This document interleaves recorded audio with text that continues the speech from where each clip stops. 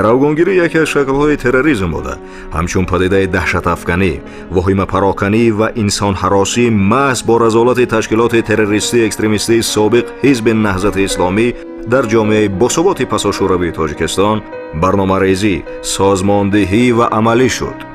ин абзори ҷангиро барои тарсу ваҳшат, одамрабоӣ, зулмпарварӣ, ҷой кардани таҳлуқат дар вуҷуди мардуми сулҳандеши тоҷик истифодаи васеъ ва густурда менамуд. ин навъи ҷиноят феномени ҷадид, хатарзо ва одамкуш буд, ки бунёди ҷомеаро ба ларза оварда, бародарро ба бародар, падарро бо писар ва ҳамсояро аз ҳамсоя машкук ва шубҳанок мекард.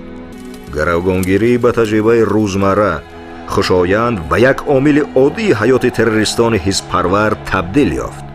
аввал вакилу раис, милисаву прокурор, муалlimу духтурро гаравгон мегирифтанд.